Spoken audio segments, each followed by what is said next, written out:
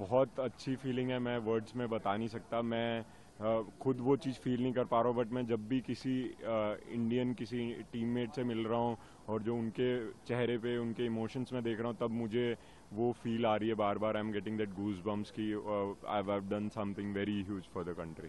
Final के लिए जब उतरे थे आप तो क्या फीलिंग थी और क्या लग रहा था, क्योंकि कभी कभी ना सिल्वर और गोल्ड में ये एक फर्क हो जाता है कि वो आपको इंडिया का रैंकिंग को मेडल टैली को ऊपर पहुंचा देता है, तो इस फीलिंग को आप कैसे डिस्क्राइब करेंगे?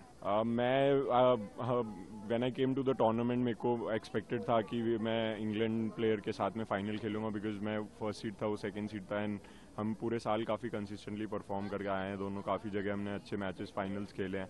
तो I was knew that I have to play him in the final, but मैं एक एक मैच प्रिपेयर करके खेल रहा था। और जब फाइनल की बारी आई तो आई न्यू कि मेरे से ज़्यादा प्रेशर उस पर है, बिकॉज आफ्टर प्रमोद भैया missing out the Paralympics, he was the hot favourite to win the gold, because he had silver in Tokyo and then he was consistently winning against everyone.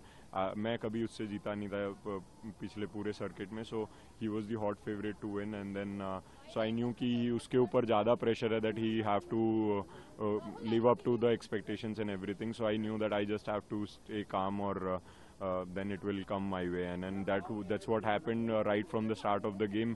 मेरे को feel हो रहा था कि he's nervous, he's being going impatient, तो मैं बस उसी चीज़ का फ़ायदा उठाया। बीच बीच में I slipped away in between, but yeah, it feels good कि finally it ended our way, and then India got the much deserving and much retainable gold medal, and I'm very happy that SL3 has retained their Paralympic gold medal. आप वो लम्हा describe करिए अपने शब्दों में, जब आप खड़े हुए पोडियम पे, फ्लैग सबसे ऊपर था और नेशनल एंथम बजा।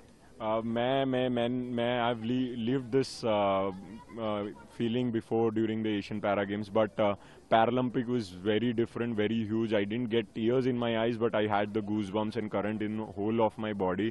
और मैं उस टाइम पे कुछ फील नहीं कर पा रहा था। I felt numb, and it was just I got a flashback of all my journey from Tokyo till Paris, how it's been, how tiring the tournaments have been, how tiring the schedule has been, and what all things I have sacrificed for this. And then at the end everything felt worth, and I kind of had a flashback of my parents' image in my mind, where because just before the medal ceremony मैंने उनसे बात की थी, and then they had tears in their eyes, so वो it was a flashback of everything in a very small moment.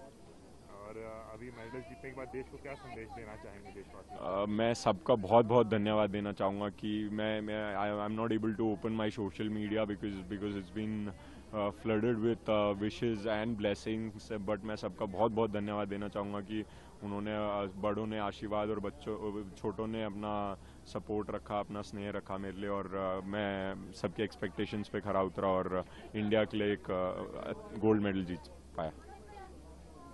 ये आपको और हंग्रियर बनाता है फ्यूचर के लिए?